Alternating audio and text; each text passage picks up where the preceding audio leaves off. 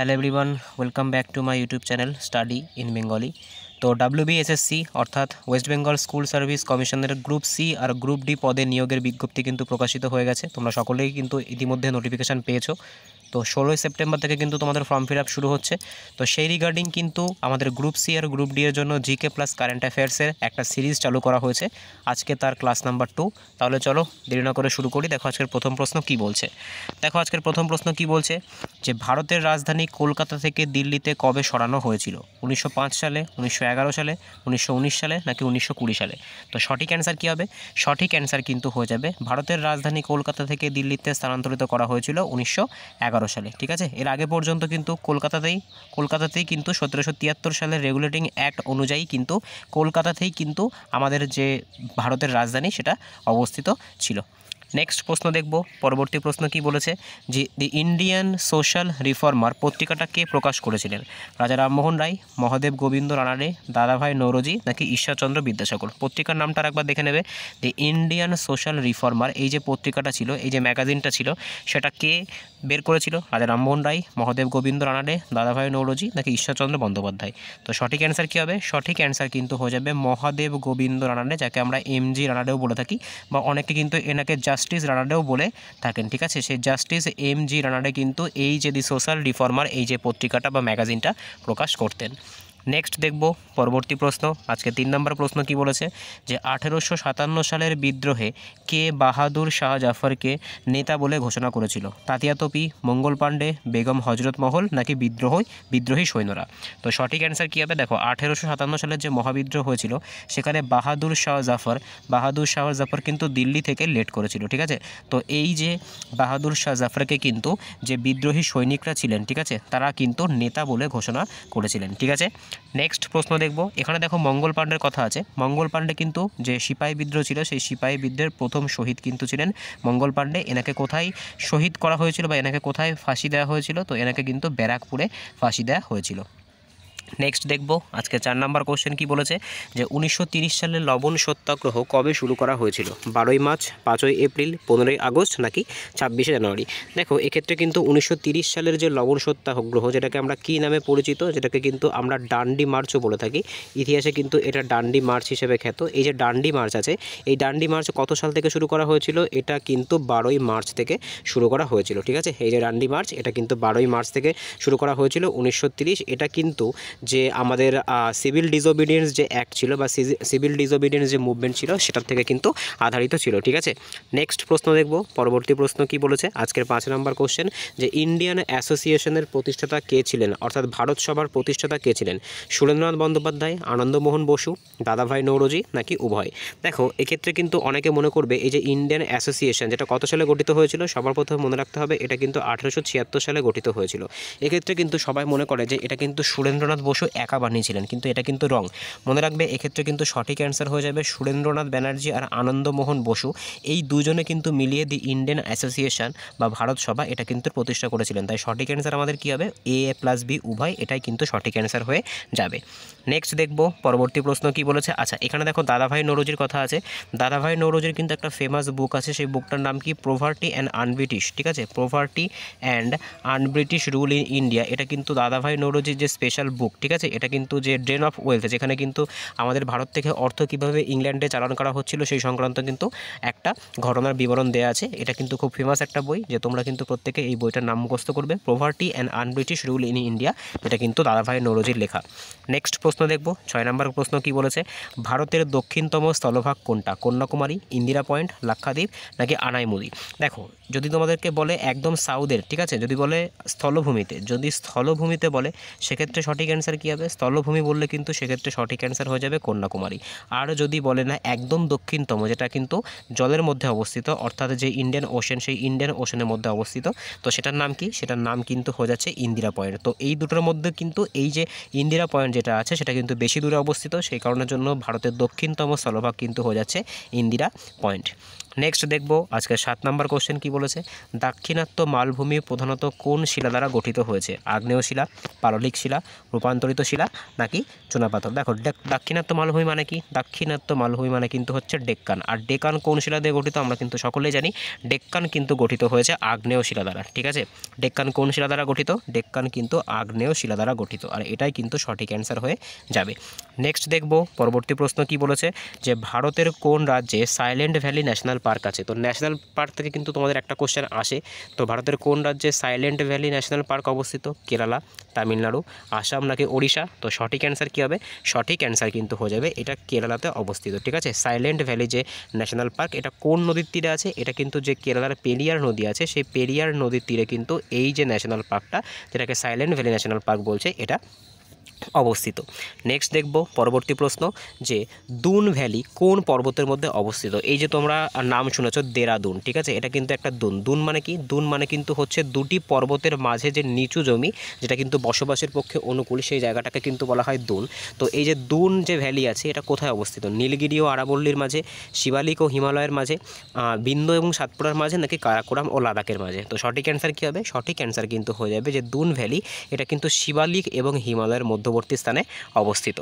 Next দেখব আজকে 10 নম্বর প্রশ্ন কি বলেছে, ভারতের সবথেকে বেশি বৃষ্টিপাত হয় কোথায় কোথায় ভারতের সবথেকে বেশি বৃষ্টিপাত হয়, চেরাপুঞ্জি, মৌসিনরাম, গ্যাংটক নাকি ইম্ফল। তো সঠিক অ্যান্সার কী হবে, সঠিক অ্যান্সার কিন্তু হয়ে যাবে মৌসিনরাম। মৌসিনরামে কিন্তু ভারত তথা পৃথিবীর সবথেকে কিন্তু বেশি বৃষ্টিপাত হয়। এখানে কিন্তু বছরে প্রায় 1100 থেকে শুরু করে একদম বলতে পারি আমরা 1500 সেন্টিমিটারের প্লাস, ঠিক আছে, কিন্তু বেশি বৃষ্টিপাত হয়ে থাকে।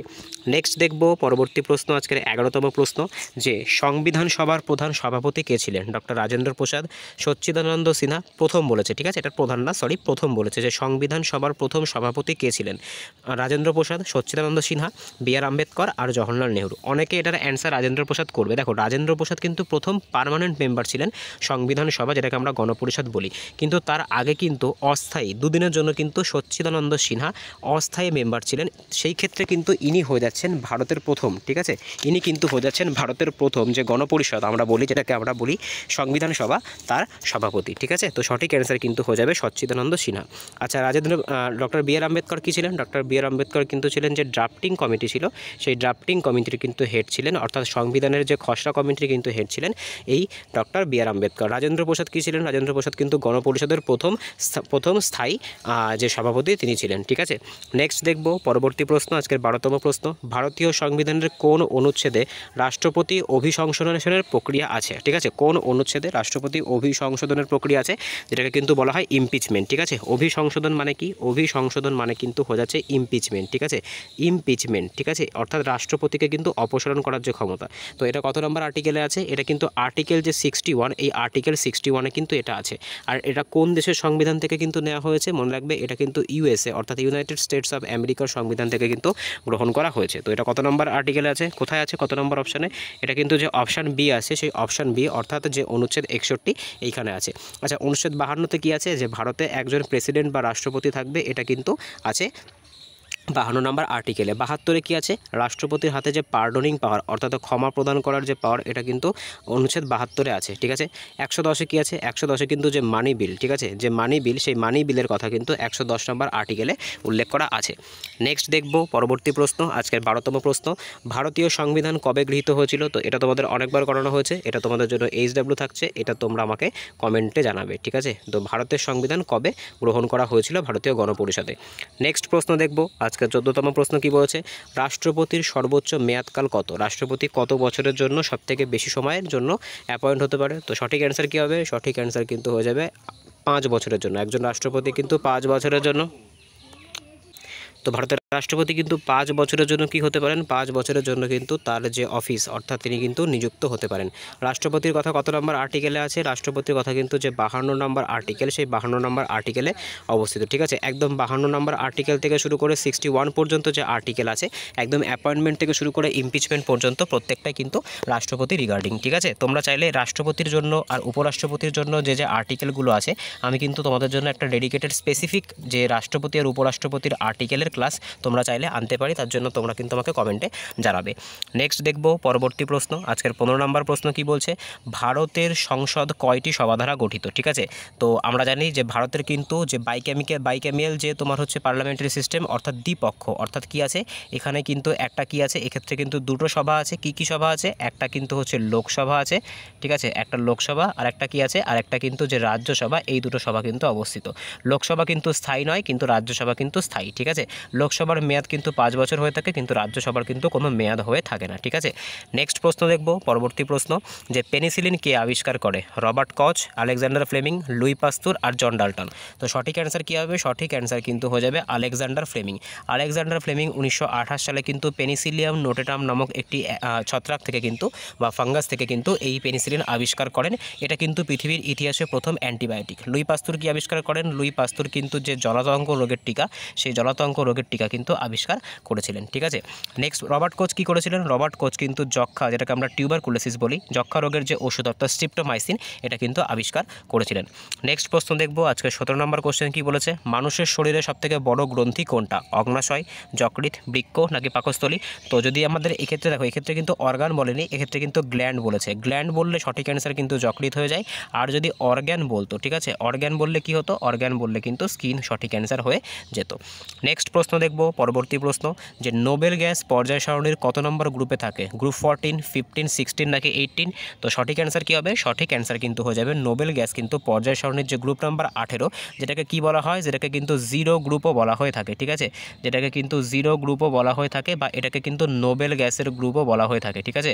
তো এখানেই কিন্তু নোবেল গ্যাসগুলো বা নিষ্ক্রিয় মৌলগুলো অবস্থান করে। নিষ্ক্রিয় মৌলগুলো কি কি আছে? একটা কিন্তু আছে হিলিয়াম, তারপর আছে নিয়ন, তারপর আর্গন, তারপরে ক্রিপ্টন, তারপরে জেনন, ঠিক আছে। এটা কিন্তু নিষ্ক্রিয় গ্যাসের যে নামগুলো। নেক্সট প্রশ্ন দেখব, পরবর্তী প্রশ্ন কি বলেছে, আজকের 19 নম্বর কোশ্চেন দেখো, হীরক কোন উপাদানের গ্রুপ? ঠিক আছে, বা কোন উপাদানের একটা রূপ হচ্ছে হীরক? সিলিকন, কার্বন, সালফার নাকি বোরন?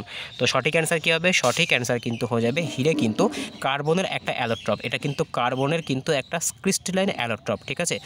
নেক্সট প্রশ্ন দেখব, পরবর্তী প্রশ্ন কি বলেছে, কোন রক্তের গ্রুপকে ইউনিভার্সাল ডোনার বলা হয়? ঠিক আছে, ইউনিভার্সাল ডোনার মানে কি? ডোনার মানে কিন্তু সার্বিক দাতা, ঠিক আছে, যেটাকে আমরা কি বলে থাকি? যেটাকে কিন্তু আমরা সার্বিক দাতা বলে থাকি। তো কোন রক্তের গ্রুপকে সার্বিক দাতা বলা হয়? তো সঠিক অ্যান্সার কিন্তু হয়ে যাবে ও। আচ্ছা, এবার ও এর মধ্যেও কিন্তু স্পেসিফিক্যালি যারা ও নেগেটিভ হয় তাদেরকেই কিন্তু এই সার্বিক দাতা বা ইউনিভার্সাল ডোনার বলা হয়ে থাকে, ঠিক আছে। নেক্সট প্রশ্ন দেখব, পরবর্তী প্রশ্ন কি বলেছে, আজকের 21তম কোশ্চেন, পশ্চিমবঙ্গের প্রথম মহিলা মুখ্যমন্ত্রী কে ছিলেন? মমতা বন্দ্যোপাধ্যায়, রেণুকা রায়, প্রতিভা পাটিল নাকি পদ্মজা নাইডু? তো সঠিক অ্যান্সার কী হবে? সঠিক অ্যান্সার কিন্তু হবে মমতা বন্দ্যোপাধ্যায়। ইনি কিন্তু পশ্চিমবঙ্গের প্রথম মহিলা মুখ্যমন্ত্রী, ঠিক আছে। আচ্ছা, এক্ষেত্রে প্রতিভা পাটিল কি? প্রতিভা পাটিল কিন্তু হয়ে যাচ্ছে ভারতের প্রথম মহিলা রাষ্ট্রপতি, যেটাকে আমরা প্রেসিডেন্ট বলে থাকি, ঠিক আছে।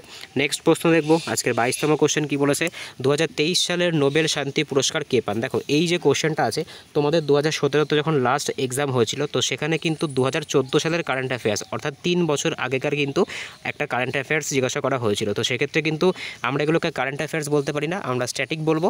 আমরা কিন্তু একদম 2025-এ দাঁড়িয়ে যদি আমাদের পরীক্ষাটা হয় বা 26-এ দাঁড়িয়ে যদি পরীক্ষাটা হয়, আমরা কিন্তু তার আগে অর্থাৎ তার 2 থেকে 3 বছর আগেকার কারেন্ট অ্যাফেয়ার্সগুলো যেগুলো হট টপিক সেগুলো কিন্তু দেখব।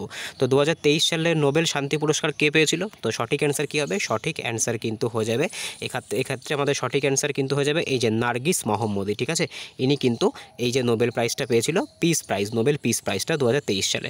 নেক্সট প্রশ্ন দেখব, পরবর্তী প্রশ্ন কি বলেছে, আচ্ছা তোমাদের জন্য একটা HW থাকবে, সেটা হচ্ছে এই বছর অর্থাৎ 2025 সালে, ঠিক আছে, মানে 2024 সালের যে অ্যাওয়ার্ডটা আছে, 2025 সালেরটা তো ডিসেম্বরে দেওয়া হবে। তো 2024 সালে নোবেল পিস প্রাইজ কোন সংস্থা পেয়েছে? ঠিক আছে, আমি সংস্থাও বলে দিলাম, কোনো একজন ইন্ডিভিজুয়াল পায়নি। নোবেল যেটা পিস প্রাইজ, যেটা পিসের ক্ষেত্রে, শান্তির ক্ষেত্রে, সেটা কোন সংস্থা পেয়েছে আর সেটা কোন দেশের, সেটা তোমরা আমাকে কমেন্ট করে জানাবে। এটা তোমাদের জন্য একটা HW থাকলো। নেক্সট প্রশ্ন দেখব, আজকে 23তম প্রশ্ন কি বলেছে, ভারতের প্রথম নারী মহাকাশচারী বা মহিলা অ্যাস্ট্রোনট কে ছিলেন? সুনিতা উইলিয়ামস, কল্পনা চাওলা, বৈলাতি দেশপান্ডে নাকি পূর্ণিমা শর্মা? তো সঠিক অ্যান্সার কী হবে? সঠিক অ্যান্সার কিন্তু হয়ে যাবে ভারতের প্রথম মহিলা মহাকাশচারী কিন্তু ছিলেন কল্পনা চাওলা, ঠিক আছে। ইনি কিন্তু যে কলম্বিয়া যে স্পেস শাটেল, ঠিক আছে, কলম্বিয়া যে স্পেস শাটেল, এই স্পেস শাটেলে করে কিন্তু তিনি স্পেসে গেছিলেন। নেক্সট প্রশ্ন দেখব, আজকের 24তম প্রশ্ন কি বলেছে, ডিজিটাল ইন্ডিয়া কর্মসূচি কবে শুরু হয়েছিল? 2010, 2014, 2015 নাকি 2016? তো সঠিক অ্যান্সার কী হবে? ডিজিটাল ইন্ডিয়া যে স্কিম, এটা কিন্তু 2015 সালে শুরু করা হয়েছিল। যে সেন্ট্রাল গভর্নমেন্ট, সেই সেন্ট্রাল সেন্ট্রাল গভর্নমেন্ট দ্বারা কিন্তু এটা শুরু করা হয়েছিল। ঠিক আছে, তোমাদের জন্য কিন্তু যে স্কিম রিলেটেড যে ক্লাসগুলো তোমাদের মিসলেনিয়াসের জন্য ভেবেছিলাম করাবো, কিন্তু ওটা করানো হয়নি সেই সময়ের ঘাটতির জন্য। এইবার কিন্তু তোমাদের এই ওয়েস্ট বেঙ্গলের আর সেন্ট্রালের যে সমস্ত ফেমাস স্কিমগুলো আছে সেগুলো সংক্রান্ত একটা ক্লাস দিয়ে দেবো।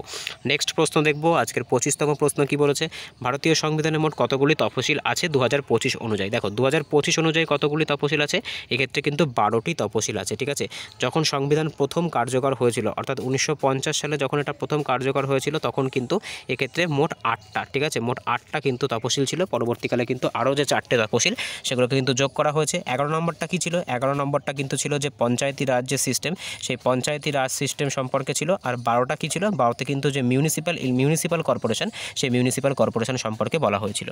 নেক্সট প্রশ্ন দেখব, আজকের 26তম কোশ্চেন কি বলেছে, গীতাঞ্জলি মূলত কোন ভাষায় লেখা। তো এটা তো খুব সোজা একটা কোশ্চেন, একদম সোজা। গীতাঞ্জলি রবীন্দ্রনাথ ঠাকুর লিখেছে, তো রবীন্দ্রনাথ ঠাকুর তো বাংলাতেই লিখেছে। তো গীতাঞ্জলি কাব্যের জন্য 1913 সালে কিন্তু রবীন্দ্রনাথকে সাহিত্যে নোবেল প্রাইজ দেওয়া হয়েছিল। নেক্সট প্রশ্ন দেখব, পরবর্তী প্রশ্ন, দি গাইড এই যে উপন্যাসটা, এই উপন্যাসের রচয়িতাকে আর কে নারায়ণ, মুলকরাজ আনন্দ, রবীন্দ্রনাথ ঠাকুর নাকি অমৃতা প্রীতম। তো সঠিক অ্যান্সার কী হবে, দেখো দি গাইড। ঠিক আছে, দি গাইড এই যে উপন্যাসটা, এই যে নোবেলটা, এটার যে রচয়িতা সেটা কিন্তু হচ্ছে আর কে নারায়ণ। ঠিক আছে, আর কে নারায়ণের কিন্তু তোমরা অনেক গল্প পড়েছো, ওই যে খাট্টা মিঠা যে হিন্দিতে যে সিনেমাটা হয়েছে, ঠিক আছে, সেই সিনেমার ওই যে কাহিনিটা ওটাও কিন্তু অনেকটা ওই রকম। বা তোমাদের কিন্তু এই যে আর কে নারায়ণের যে আর কে নারায়ণের গল্পটাকে কিন্তু অবলম্বন করে কিন্তু ক্লাস 10-এ পুরনো সিলেবাস, যারা ওল্ড সিলেবাসের আছো তারা কিন্তু জানো যে একটা গল্প ওখানে ছিল। ঠিক আছে, নেক্সট প্রশ্ন দেখব, পরবর্তী প্রশ্ন কি বলেছে, আজকে 28তম কোশ্চেন, ভারতনাট্যম কোন রাজ্যের নৃত্যশৈলী। তো খুব সোজা একটা কোশ্চেন, সঠিক অ্যান্সার কী হবে, সঠিক অ্যান্সার কিন্তু হয়ে যাবে তামিলনাড়ু। এটা কিন্তু তামিলনাড়ুর একটা নৃত্যশৈলী। কর্ণাটকের কি আছে, কর্ণাটকের কিন্তু আছে ইয়াকশাগান। ঠিক আছে, ইয়াকশাগান। আচ্ছা, অন্ধ্রপ্রদেশের কি আছে, অন্ধ্রপ্রদেশের কিন্তু যে একটা নাচ আছে ধিমসা। ঠিক আছে, এটা কিন্তু অন্ধ্রপ্রদেশের একটা নাচ। কেরালা কি আছে, কেরালা আমরা জানি যে কথাকলি আছে, মোহিনী আট্টম, এগুলো কিন্তু সব কেরালাতে কিন্তু এগুলো করা হয়। নেক্সট প্রশ্ন দেখব, আজকের 29তম কোশ্চেন কি বলেছে, ভারতের প্রথম অর্থমন্ত্রী কে ছিলেন, জন মাথাই, আর কে ষণমুখম শেট্টি, জওহরলাল নেহরু নাকি চক্রবর্তী রাজা গোপালাচারী। তো সঠিক অ্যান্সার কী হবে, সঠিক অ্যান্সার কিন্তু হয়ে যাবে আর কে ষণমুখম শেট্টি। ইনি কিন্তু ভারতের প্রথম যে ফিনান্সিয়াল মিনিস্টার ইনি ছিলেন। আচ্ছা, জন মাথাই কে ছিলেন, জন মাথাই কিন্তু ছিলেন ভারতের প্রথম রেল মিনিস্টার। ঠিক আছে, জওহরলাল নেহরু আমরা জানি ইনি কিন্তু পিএম ছিলেন। আর চক্রবর্তী রাজা গোপালী কিন্তু কী ছিলেন, চক্রবর্তী রাজা গোপালাচারী কিন্তু প্রথম গভর্নর জেনারেল ছিলেন। নেক্সট প্রশ্ন দেখব, আজকে 30তম কোশ্চেন অর্থাৎ লাস্ট কোশ্চেন, যে অলিম্পিকের প্রতীক চিহ্নে কতগুলি রং ব্যবহার করা হয়েছে। তো সঠিক অ্যান্সার কী হবে, সঠিক অ্যান্সার কিন্তু হয়ে যাবে যে 5টা রং ব্যবহার করা হয়েছে। ঠিক আছে, 5টা রং কিন্তু এক্ষেত্রে ব্যবহার করা হয়েছে। আচ্ছা, এই যে 5টা রং আছে, এই 5টা রং কোনটা কিসের প্রতীক, তোমরা যদি জেনে থাকো তোমরা আমাকে কমেন্টে জানাবে। তো আজকে এই অবধি ছিল। আউট অফ 30 কার কত স্কোর হলো অবশ্যই কিন্তু আমাকে কমেন্টে জানাবে। এরপর থেকে কিন্তু আমাদের যে নাম্বার অফ কোশ্চেন সেটা বাড়ানো হবে আস্তে আস্তে।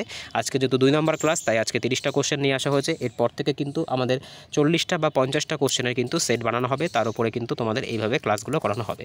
তো যদি ভিডিওটা ভালো লেগে থাকে অবশ্যই চ্যানেলটাকে সাবস্ক্রাইব করো, পাশে থাকা বেল আইকনটিকে প্রেস করে রেখো যাতে ভিডিও ছাড়লে সবার প্রথম নোটিফিকেশন তোমাদের কাছে পৌঁছায়।